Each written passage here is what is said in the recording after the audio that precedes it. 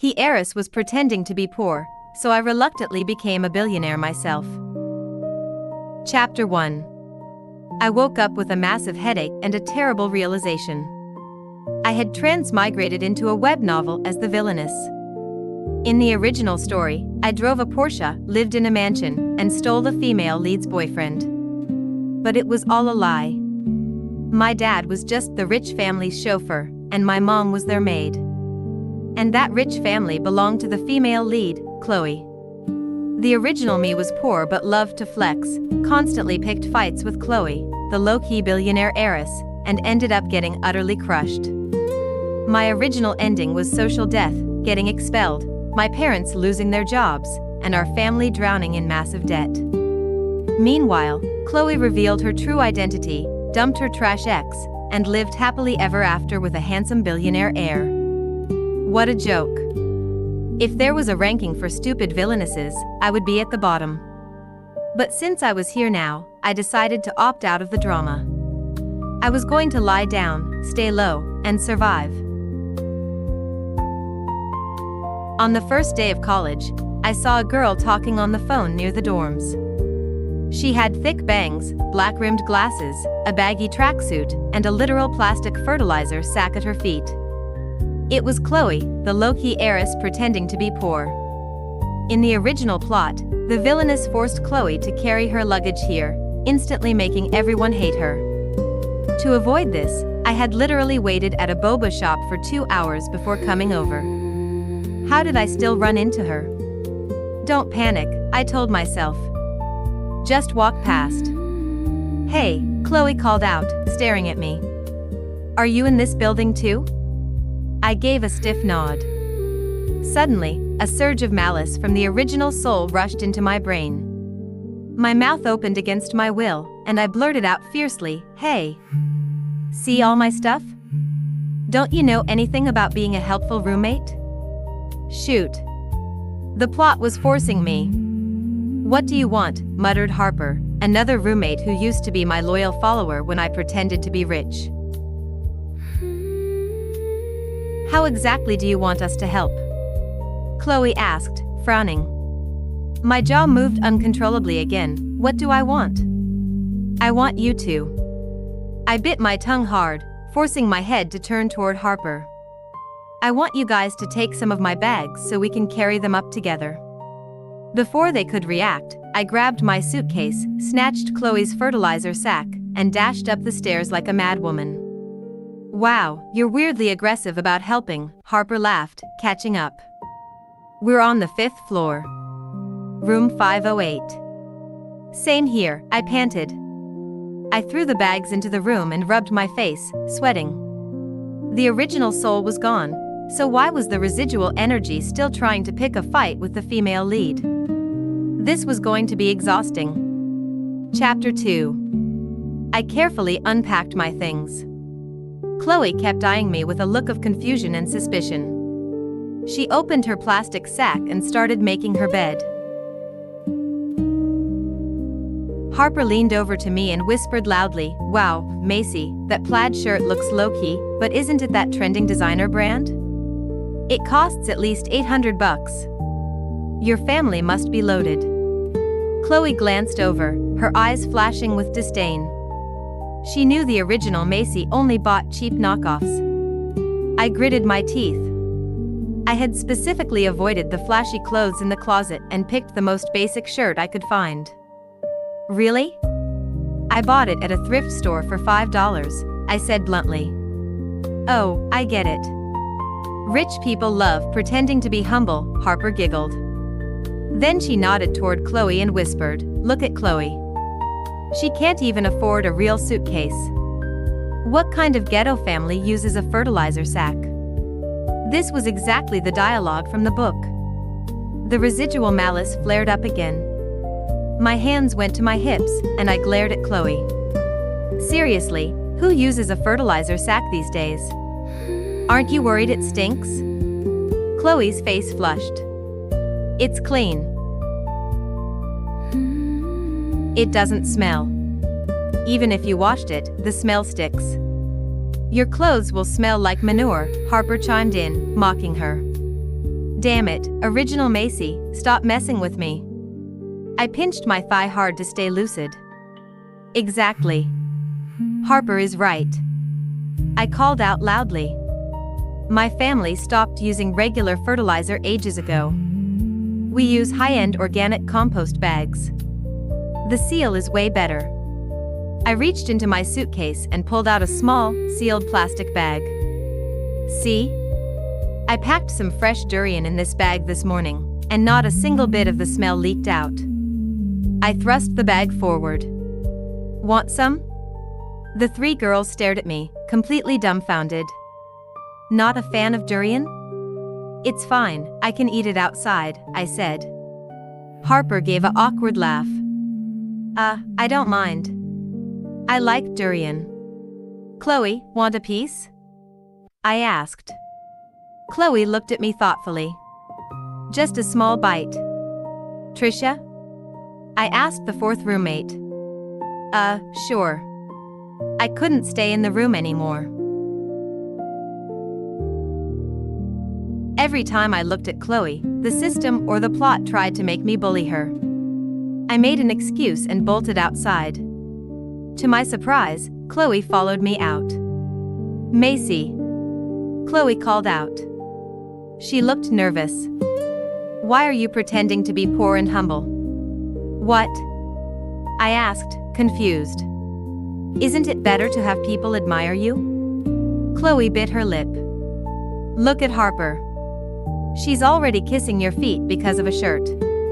If you show the counselor how rich you are, you could easily get any student position or scholarship you want. Why do you care? I frowned. I'm telling you, you should be flashy. Let everyone know you're rich, or else. Chloe looked up at the sky. Or else you'll regret it. Was she trying to bait me into the original plot so she could destroy me? I needed to stay far away from this girl. Not interested, I said, walking away. Chapter 3. To suppress the original soul's urges, I started meditating and listening to calming podcasts every day. It actually worked. I even changed my profile picture to a peaceful Zen garden and my status to live and let live. When military training camp started, I threw away the fake medical excuse the original Macy had prepared and threw myself into the drills. After training, I spent my time in the library studying ahead. My plan was simple: build a solid foundation, get internships, and secure a good job by graduation. Chloe looked annoyed every time she saw me participating normally. One evening, Harper was complaining about her tan. Chloe walked past me after washing her face. Macy, your skin got so dark. It doesn't even match your neck anymore. You used to be the palest girl in class. What a shame. The others nodded in agreement. I applied my lotion calmly. Getting a tan in the sun is normal. Training is only 2 weeks. It'll fade. Chloe bit her lip and stepped closer, looking at me with fake concern. But some people have severe UV allergies, Macy. Your skin looks really red. You should ask for medical leave. A bad reaction can ruin your face. I closed my lotion bottle and looked up at her. It's just a little red. I'll go to the clinic if it gets worse. Then, I reached out and gently touched her short, messy hair. But Chloe, your hair is so thick and it's freezing hot outside. You should tie it up into 2 high pigtails. Otherwise, you might get heat stroke during drills. If she wanted to play the fake concern game, I could play too. Chloe was purposely dressing like a slob right now so her future glow-up reveal would be more shocking. If she tied her messy short hair into high pigtails, she would look absolutely ridiculous. The next day, Harper and a few others used fake medical notes to get out of training. The instructor was furious about the laziness and pushed the rest of us even harder. Chloe tried so hard to compete with me during the standing drills that she actually got heat stroke and fainted. Austin, the handsome president of the student union, happened to pass by, swept her up in a Princess Carrie, and rushed her to the clinic. After that, Chloe became completely obsessed with Austin. She stopped paying attention to me entirely. Finally, my world was quiet. Because I worked hard, I was chosen as the lead march guide and won the Outstanding Cadet Award. I was tan, but I had a trophy. Life was good. Until the class election meeting. Chapter 4. I didn't even sign up, but my name appeared on the ballot for class president. The counselor didn't show the vote count. She just announced in the group chat later that I had won the position. The class chat exploded. I voted for Jennifer, not Macy, someone texted. Same here. Me too. Soon, more than half of the 35 students in class stated they hadn't voted for me. During training camp, Jennifer had done all the hard work for the class. Everyone assumed she would win. If the majority voted for Jennifer, how did Macy win? This election is rigged. The outrage grew. I realized with horror that this was exactly like the original plot. In the book, the villainess bribed the counselor to get the position. But I hadn't done anything. Why was the counselor rigging it for me? I quickly texted the group, "Ma'am, is there a mistake? I think Jennifer should be the president." The counselor replied instantly, "The student votes only account for 50%. The other 50% is based on my evaluation. Stop disrupting class order." Then, she muted the entire group chat, making me the only student moderator who could speak. This instantly turned the entire class against me. Chloe, Jennifer, and a group of angry girls marched right into my dorm room. "Macy, the presidency belongs to Jennifer. You shouldn't have cheated," Chloe said righteously. "I didn't do anything. I found out at the same time you did," I explained. A short-haired girl lunged forward and shoved me hard against a desk.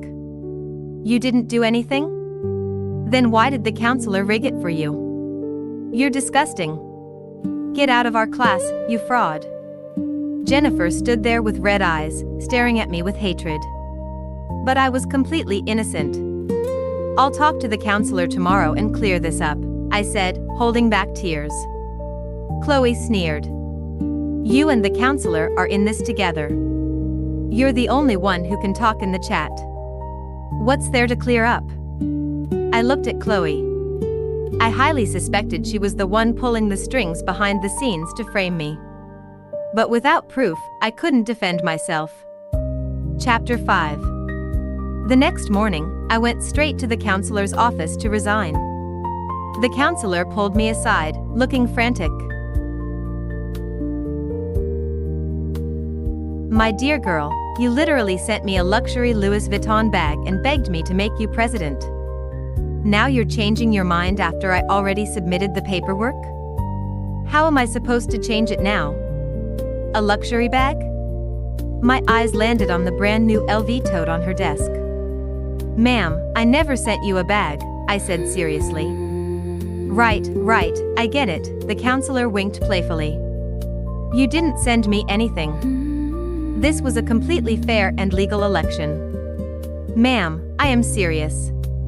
Yes, of course you are." I walked out of her office, feeling completely drained. Who was rich enough and bored enough to spend thousands of dollars just to set me up? Because of this, I was completely ostracized by my classmates. Shortly after, Chloe started dating Austin. Everything was aligning with the book. Austin was handsome and smart, but in the original plot, he was a total gold digger. He only dated Chloe as a backup, and later dumped her to chase the villainess when he thought the villainess was a billionaire. Then, things got even weirder. Austin sent me a friend request on WeChat. He started sliding into my DMs, hinting that he loved the expensive gift I sent him, and claiming he was just playing around with Chloe because the girl he truly liked was me. Another gift sent in my name. I demanded he send a photo of the gift. It was an Apple Watch Ultra. I looked up the price, it was almost $1,000. Someone was intentionally using my name to bribe people and force me into the villainous role. You're delusional. I don't even know you, and I didn't send you that, I texted back immediately. I'm broke and looking for a weekend part-time job. Use your brain. Why would I send you $1,000 watch just to get a campus job? Also, sending expensive gifts to a student union leader under the table is considered bribery. The last guy who got caught doing that was expelled. You should be careful. Before I could even finish typing my next message, I saw that Austin had quickly unsent his previous texts. No matter how much of a clout chaser he wasn't going to risk getting expelled. I deleted him immediately. Who was doing this? Was it Chloe? But she was busy playing the devoted girlfriend, chasing Austin around all day. We barely even saw each other in the dorm. Chapter 6. A few days later, I went to the counselor's office to drop off some paperwork. She pulled me into a corner secretly. Macy, the applications for the need-based financial aid grants open this week. Don't worry, since you're the class president, I'll make sure you get the top-tier grant. She patted my shoulder with a knowing smile. My heart dropped. The top grant was $1,000 cash. It was meant for students who actually couldn't afford food or tuition. In the original book, the villainess stole this grant through bribery, making the entire department hate her. The original soul's greed flared up inside me, trying to make me nod, but I fought it down. I couldn't speak, so I just forced a twisted smile and walked away. The class meeting was tomorrow. I had to fix this. At the meeting, the counselor announced the grant details. The room immediately filled with angry whispers from the back rows. I bet the fraud is going to steal this money too. She's already rigged the presidency, why stop there? Rich people are the greediest. The counselor smiled warmly at me from the podium. After the meeting, everyone can sign up with Macy. Meeting dismissed. Wait. I pinched my thigh hard, ignoring the sharp pain, and stood up. Ma'am, before we leave, I have something to say. The counselor nodded, smiling. She definitely thought someone had sent her another gift. My family is doing fine, and I just found a great part-time job. So, I am officially opting out of the financial aid grant. It should go to students who actually need it, I said, speaking as fast and clearly as possible.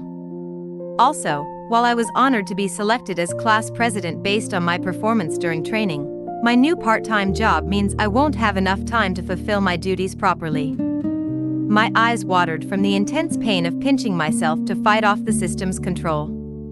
Therefore, I am officially resigning from the position of class president. Please choose someone else. The classroom erupted into chaos. Chloe sat in the corner, staring at me with a look of pure venom. The other students looked shocked, moved, and confused. But I didn't care. I was not taking that money. After the meeting, the counselor called my cell and dragged me to a quiet hallway. Macy, are you insane? You literally texted me this morning begging for the top grant. Why did you reject it in front of everyone? And why did you resign? I looked at her blankly. Ma'am, did you receive another gift in my name today? The counselor coughed awkwardly and looked away. Forget it. You won't believe me anyway, I said cleanly. From now on, whatever anyone sends you or tells you in my name has absolutely nothing to do with me. Good night. Chapter 7. As I walked back to my dorm floor, I found Chloe waiting for me outside the door, her face dark with rage. Macy, you think you're so clever, don't you? She hissed. You're the one playing games, I said, leaning against the wall calmly.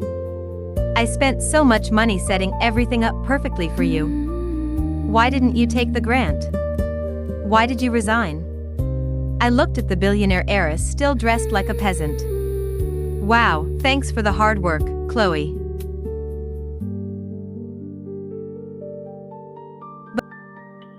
But why waste your money on me? Aren't you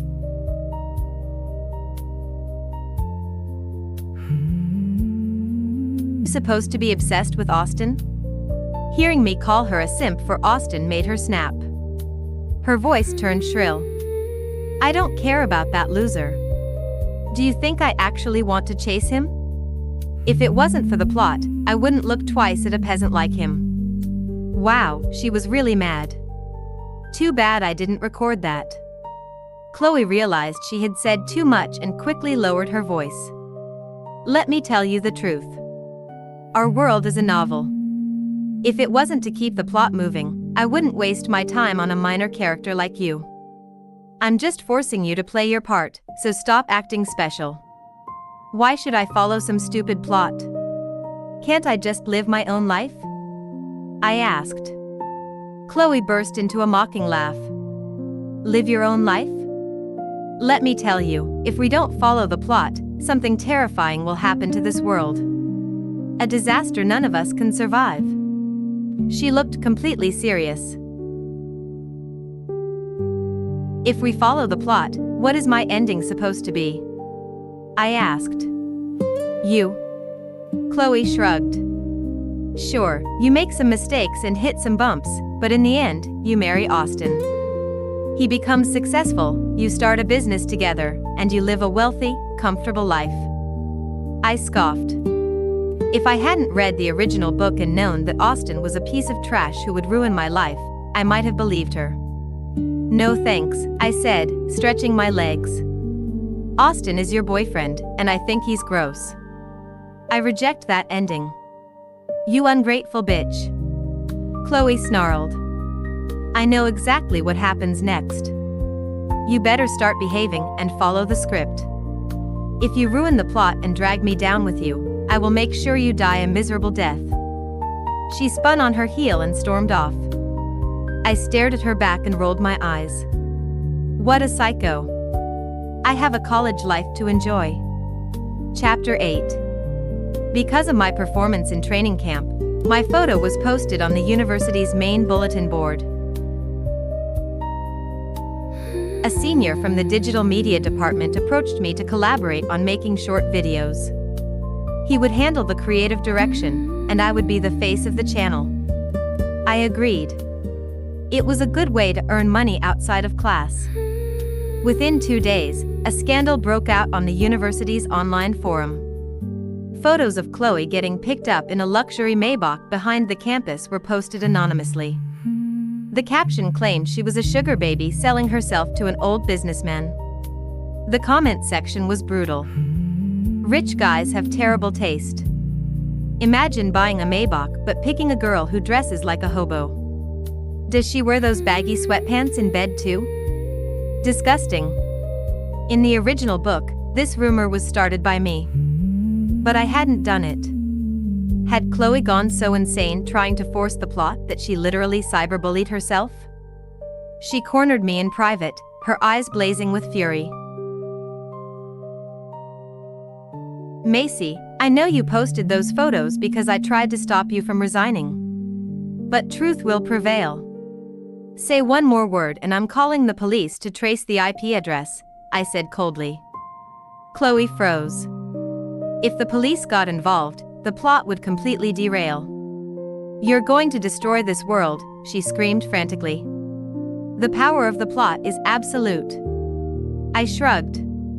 If this world forces me to have a miserable ending, then I don't care if it gets destroyed. Chapter 9. A week later, the university hosted an entrepreneurship and innovation competition. The top teams would receive funding from major corporations. To get production budget for our videos, my senior partner and I signed up immediately. We crushed the competition, and our unique video concept won first place. Right after, we received an invitation to a massive high society charity gala hosted by the main investor, the Apex Group. As the first place winners, we were invited to attend. Furthermore, the organizers asked me to act as the secondary stage hostess, helping to reveal the donation amounts. This meant I needed a high-end formal dress, not my usual white shirt and black slacks. The coordinator hinted heavily that I should dress to impress and outshine everyone at the gala. I checked my bank account, debating whether I could afford a $50 dress or a $60 dress. Suddenly, my mom called me, sounding excited. She said she had found a gorgeous designer dress and a matching diamond necklace at the mansion she cleaned, and she was bringing them to campus for me right now. I questioned her immediately and realized Chloe had set a trap. Chloe had intentionally left the luxury items out and told my mom she didn't like them and wanted them thrown away. My naive mom thought it was a perfect opportunity for her daughter to look rich at the gala. In the original book, the villainess wore Chloe's expensive dress to a party, where Chloe intentionally spilled wine on it, ruining it completely. The handmade jewelry was also accidentally crushed. The dress cost $20,000, and the necklace was worth $100,000. The villainess's family was sued into bankruptcy trying to pay for it. Since Chloe was so desperate to play out this scene, I decided to give her a reality check. Chapter 10. Great, Mom, bring them over, I said. I took the dress and necklace back to the dorm and showed them off to Harper. This is what I'm wearing to the charity gala. Pretty, right? Wow, Macy, you're going to look like a literal princess. Harper gasped. Chloe's eyes flashed with a sinister gleam. She smiled fake sweetly. Macy, I heard the billionaire CEO of Apex Group, Ethan Vance, will be there. He's the most eligible bachelor in the city. You'll definitely catch his eye in that. Of course I will, I smiled back meaningfully. 2 weeks later, at the gala, I looked stunning. I executed my role perfectly on stage without a single mistake. Ethan Vance was exactly like the classic billionaire CEO from a novel, tall, fiercely handsome, and radiating an intimidating aura. When the guests swarmed him to raise their glasses, I walked over too. Mr. Vance, I whispered, I'm Chloe's roommate. She speaks highly of you. Ethan nodded coldly. Yes, Chloe recommended you for the hosting role. I put on a worried expression. Mr. Vance, I'm actually really concerned about Chloe. She was recently cyberbullied on the university forum. People posted anonymous lies claiming she's a sugar baby. She acts like she doesn't care, but the comments are horrible. I'm worried it will get worse. The CEO's face instantly darkened. He signaled his assistant and whispered some harsh orders. My mission was accomplished, so I walked away. Knowing Chloe, even if she didn't post the original thread, she definitely wrote those nasty anonymous comments herself to play the victim. In the book, she used Austin to make Ethan jealous, but Austin was a toxic gold digger. Since she wanted to follow the plot so badly, I decided to let her precious CEO see her true, twisted colors ahead of schedule. Chapter 11. After the stage event, the guests sat down for dinner. I sat at a table with the other staff members. As a waiter passed by carrying a tray, someone suddenly shoved him from behind. The hot soup splashed all over my skirt. As another hostess tried to pull me up, she accidentally knocked her glass of red wine onto me and managed to rip the shiny diamond necklace off my neck. It fell to the floor and was instantly stepped on by the rushing crowd, completely bending the metal. Chaos erupted, and the gala photographers started snapping pictures of me on the floor. I stood up calmly, shaking off the soup and wine. I even smiled at the cameras and joked, I guess the universe thought my dress was too plain today and decided to add some color. Several high-profile executives in the crowd looked at me with deep admiration for my composure. In the book, the villainess screamed, cried, and threw a violent tantrum because she was terrified of the debt. If I had lost my mind just now, I would have been the laughingstock of the city. Luckily, I had brought a backup change of clothes, a clean white shirt and black trousers. The hosting gig was over anyway, so it didn't matter. In the dressing room, Chloe cornered me, grabbing my arm. How did it go? Did Mr. Vance fall for you? Not really, I said casually. You need to try harder, she urged frantically. Go wait outside his company every day. Do whatever it takes to get his attention. Right. In the book, the villainess stalked Ethan Vance like a lunatic, completely destroying her own reputation while Chloe watched and laughed. I'd rather focus on my career, I said. I stuffed the ruined dress and crushed necklace into a plastic trash bag. Chloe saw it and a smug, victorious smile spread across her face.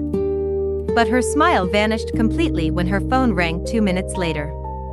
I had underestimated the raw power of a tech-savvy billionaire CEO. I thought Ethan would just sue the person who posted the thread. Instead, he literally had his security team hack the university's internal forum and disable the anonymity feature for that entire post. Suddenly, every single anonymous username was replaced with the real names of the posters. And just like that, a historical comedy unfolded on screen. Chloe, isn't this Chloe from the freshman class? I guess she likes old sugar daddies. Chloe, she's a disgrace to our university. Chloe, does she look this ugly in bed too? She had literally written dozens of vile comments slamming herself. I could only imagine the expression on the CEO's face right now.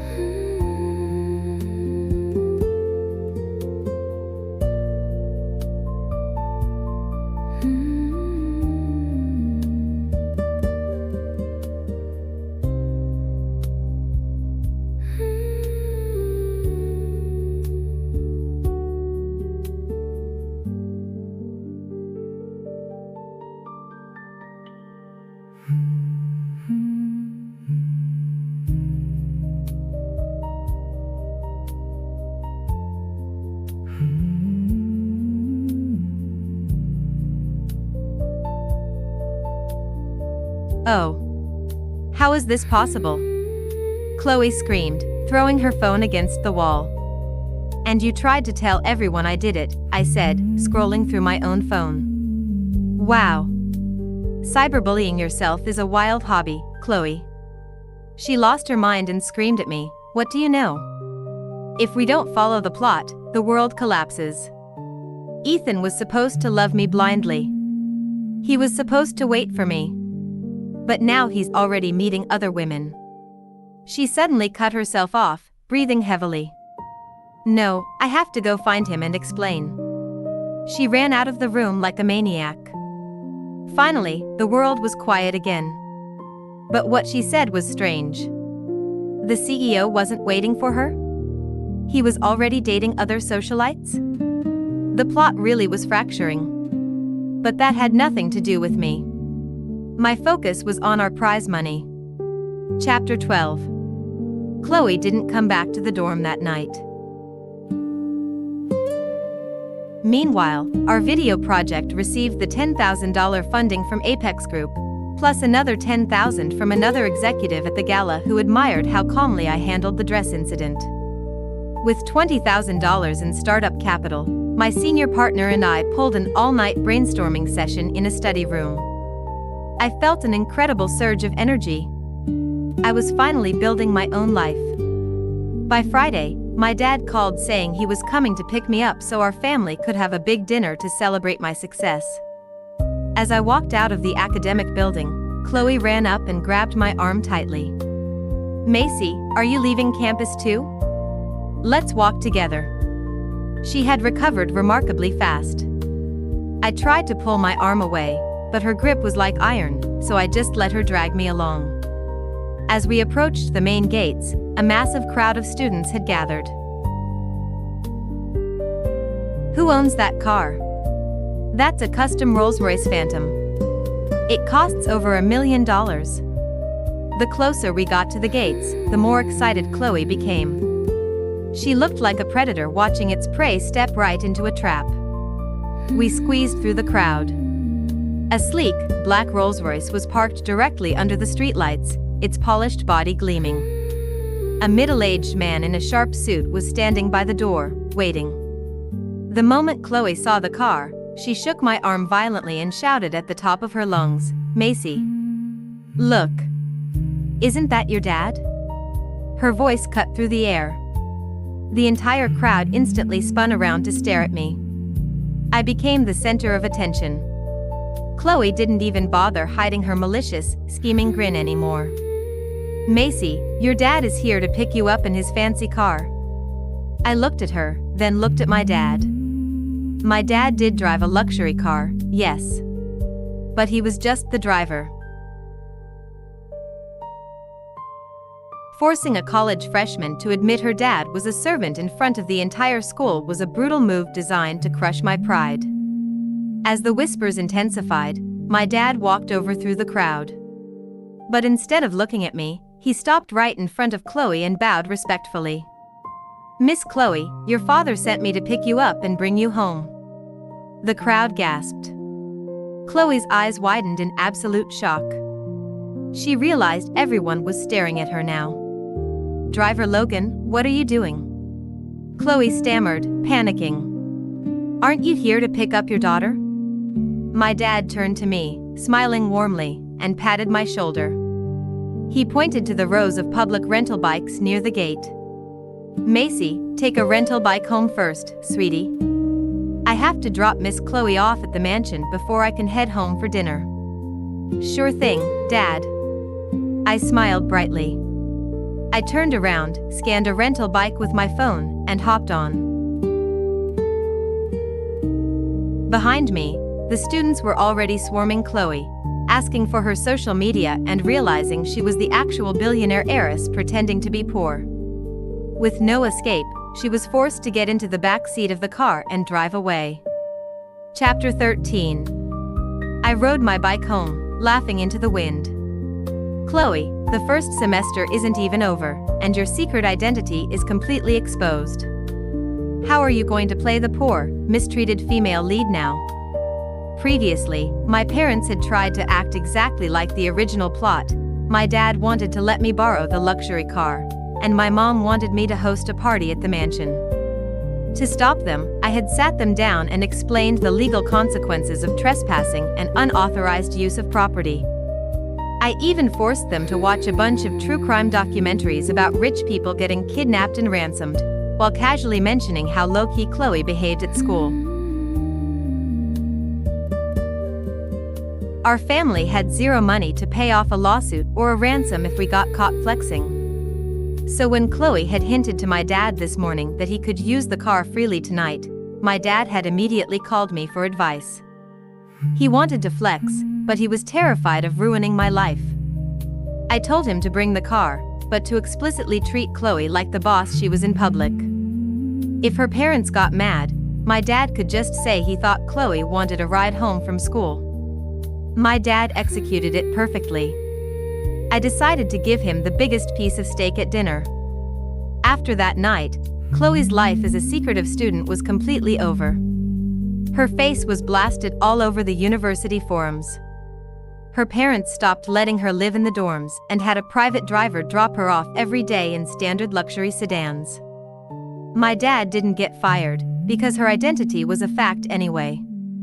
Since she stopped bothering me, I grew incredibly busy.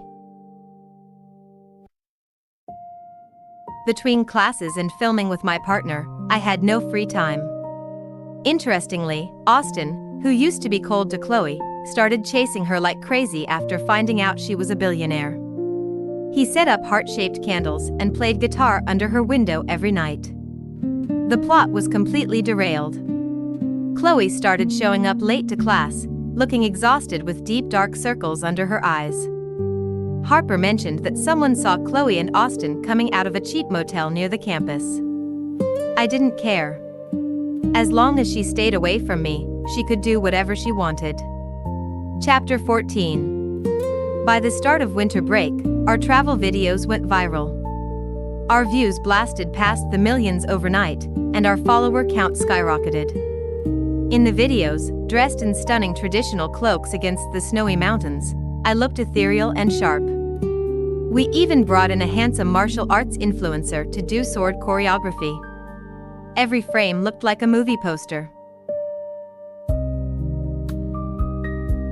My partner was ecstatic and wanted to take me out to celebrate. But as I reached the bottom of the dorm stairs, Chloe blocked my path, flanked by 2 police officers. That's her. She stole luxury property from my family, Chloe pointed at me, her face pale and twisted. An officer stepped forward. Macy Logan, Chloe has filed a report claiming you stole high-end designer goods. We need to inspect your dorm room. Please come with us.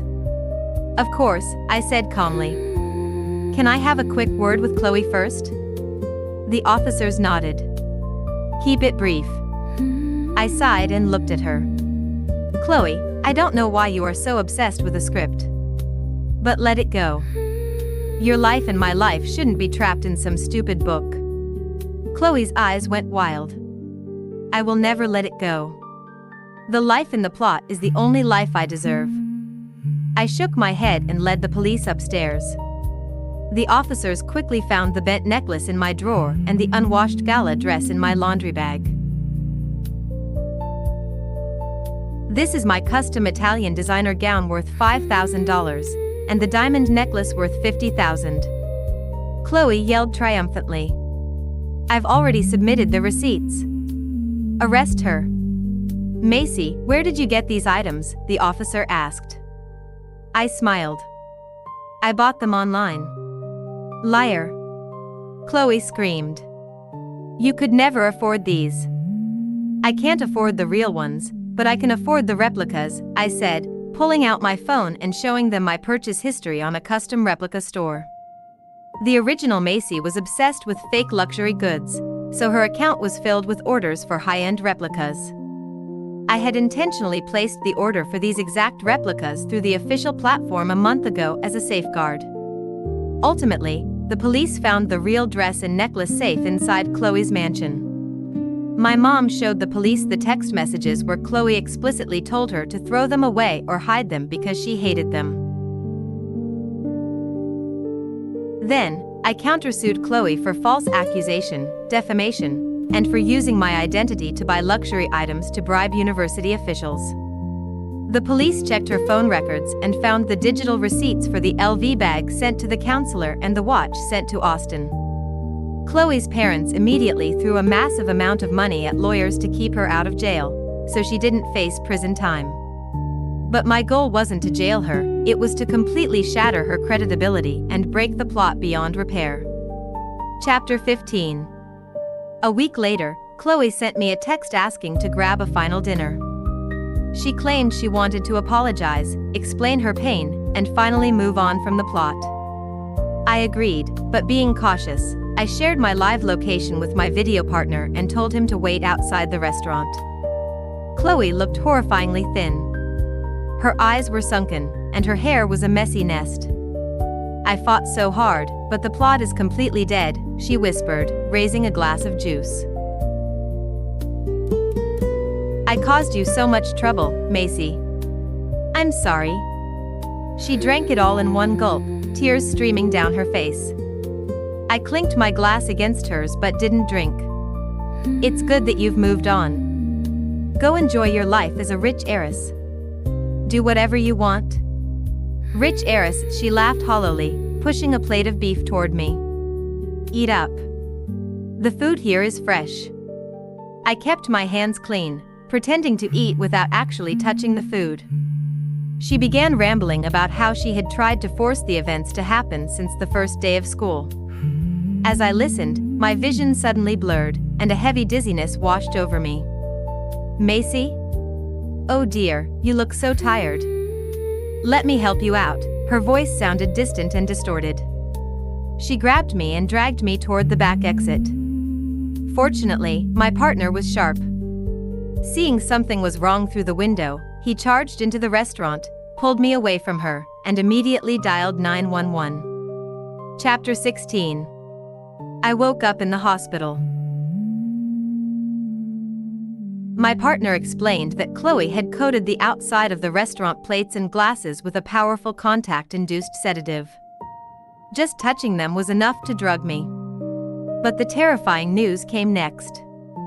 The police had arrested Chloe, and when they went to check the nearby motel room she had been staying at, they found a body. It was Austin. He had been stabbed to death. Why? I gasped, completely shocked. The investigation revealed that Austin had assaulted Chloe and used video footage to blackmail her into staying with him and giving him money, my partner said quietly. Chloe discovered she was pregnant, snapped, and killed him. Her mental state is completely broken. At the court hearing, I sat in the audience. Chloe sat in the criminal box, laughing quietly to herself. I couldn't help but ask her during a recess face-to-face meeting, why did you ruin your own life for a stupid plot? You had everything. You don't understand. Chloe cried, her eyes leaking hot tears. In the original timeline, my dad loved me unconditionally. He never forced me to study business, and he never cared about corporate mergers. I could play around all I wanted. And Ethan Vance, that brilliant, powerful man, loved only me. No matter what mistakes I made, he protected me. When I dated Austin to rebel, Ethan just suffered in silence and waited for me forever. His eyes never locked onto anyone else. She slammed her fists against the table. But when the plot broke, everything changed. My dad called me lazy and useless. He told me I was ruining the family fortune, and he and my mom literally started IVF treatments to have a second child to replace me. And Ethan. Chloe's face distorted with pure hatred. I didn't text him for a single month, and he immediately started attending galas with other high society women, smiling and talking to them. The way he looked at me became cold and ordinary. He was my husband in the book. He belonged to me. I woke up before the semester started knowing the future, and I watched my perfect life fall apart. How could I not fight? How could I accept this? She glared at me fiercely.